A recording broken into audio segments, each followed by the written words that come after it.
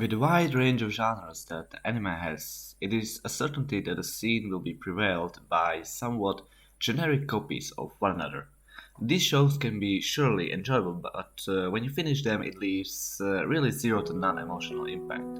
In this video, I would like to focus on one of the most thought provoking and factful words that, in my opinion, the anime industry ever produced, and I am, of course, talking about the one and only Koi no Katachi, or silent voice in English. The movie already opens up with a controversial topic, which is mental health. Now, for Western folks, mental health gets a lot of publicity, whether it be in form of social media, school counseling, or even scheduled psychologist evaluation. But that is not true for most of Asia, where the topic is seen as a sort of taboo. We follow our protagonist through what seems like a preparation for final departure, and saving money as a way to atone for everything he has done until that point. But his plans come to an abrupt end when he hears fireworks go off. This symbol of hope, alongside with the music choice, is, in my opinion, one of the best opening sequences to any film till this date. Now, at this point, we don't know anything about our protagonist. What would possibly make him commit such an act? And the movie goes into nice retrospect to grade school years of Ishida, showing us what kind of person he really was. And what the movie shows us is rather disturbing. We get introduced to Nishimiya Shoko, a newly arrived student with hearing difficulties, and all the attention is on her. So what Ishida does is, well, bully her. Not because for the sake of bullying, but I think it was more for the attention that was tied to it. Because later in the story, we can see that Ishida was not inherently evil, and he was just a kid that has done some stupid things in grade school, which unfortunately carried him to his high school years. After Ishida saw his mother withdrew most of their money to compensate for the destroyed or lost hearing aids, he feels great remorse because his actions caused a difficult time for someone he genuinely cared about. I would go as far as to say that it was this moment that put in motion everything we saw in opening sequence. A few years later, Ishida is in high school but is still heavily ostracized due to some of his former classmates enrolling to the same school and spreading rumors about him. Remember what I said about him not being inherently evil? Well, some characters can see it too. Introducing Nagatsuka. His supportive nature and kind-hearted intentions can be felt through the most of the movie as he tries his best to find Ishida's bike, which Ishida himself selflessly offered to the bully, and most importantly helped Ishida get reunited with Nishimiya for a chance to apologize. There is also a proof of him being a good person just a few minutes after, when he actually communicates with Nishimiya in sign language. The man learned a whole new language as a way to partially atone for everything he had done, but his self-love is way too strong at this point in the story to notice how he slowly starts to change for the better. Throughout the movie, there is, as you can imagine, a heavy emphasis on communication, and in my opinion, the author wanted the importance to be on the interpretation of the viewer rather than on the meaning of the word that is being said by the actual character. Although the main topic of this movie is first and foremost mental health, the coping of oneself with it, there are also plenty of heartwarming scenes which I think suit well to establish a state of normalcy in between the main plot scenes. Once again, I must really say that the music choice for each scene is outstanding and makes every scene 100 times better. Slowly but surely, we can see Ishida's circle of friends largen one by one, slowly overcoming his social anxiety by starting to look into other people's eyes. We as a viewer have the experience portrayed by the X mark dropping off and showing us the face of the character.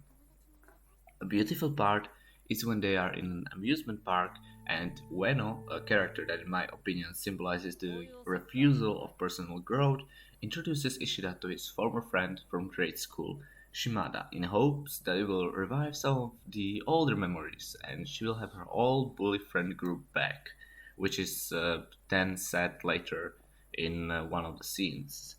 Of course, Ishida refuses this and basically casts them out of his life, which is symbolized by the X marks popping on their faces.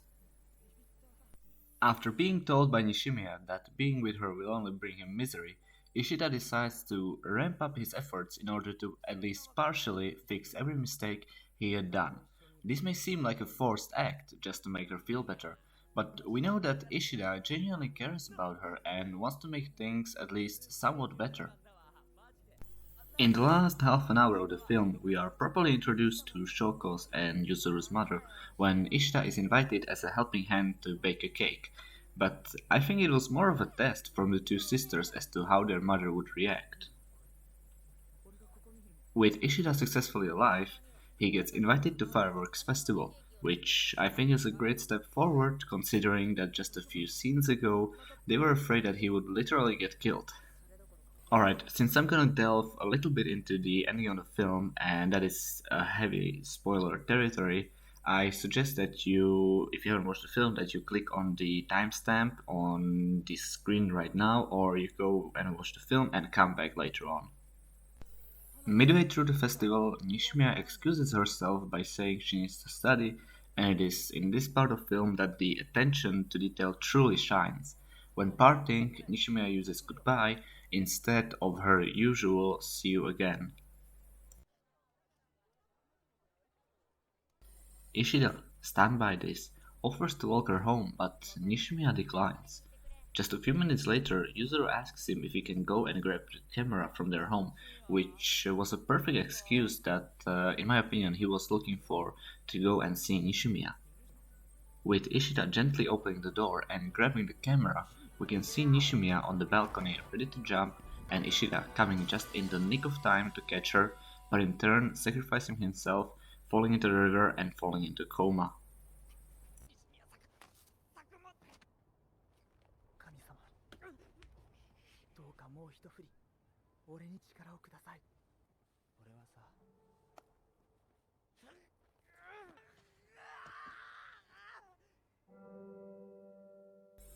The story picks up with a heavy emotional exchange between Ueno, Ishida's mother, and both Yuzuru and Shoko's mother. A few minutes later, we get to see a small interaction between Nishimiya and Nagatsuka, which is the first time in the film that these two have a conversation, and it is revealed to us that even Nagatsuka himself had doubts about what true friendship is like, but with Ishida he found the meaning of best friends. While Ishida is in coma, we follow Nishimiya trying to fix everything that she thinks she destroyed, and tries to visit and explain the situation to everyone. After Ishida wakes up in the middle of the night, we can see a clear distress in his eyes, not knowing where he is. And he tries to make his way to the bridge that they always used to meet on, but unbeknownst to him, Nishimiya was already waiting there.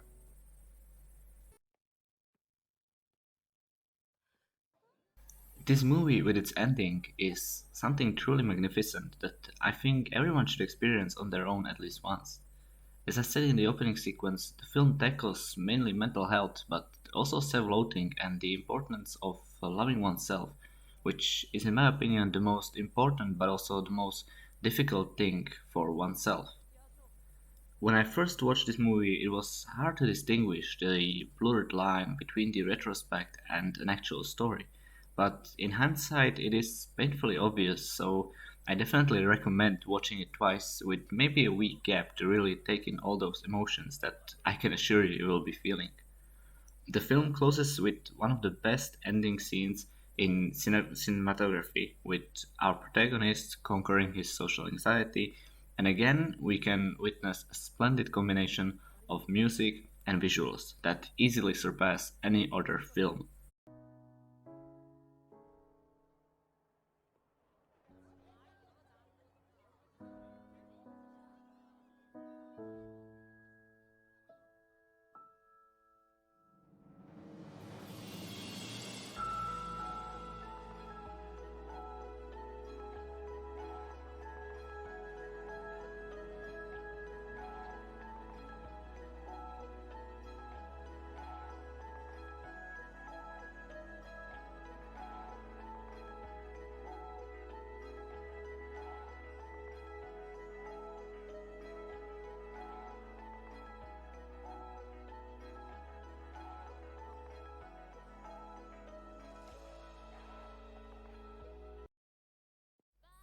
And of course, Shoko teaching Ueno how to say baka in sign language, which nicely shows that although it would take a lot more time, Ueno is eventually able to change her view of Shoko.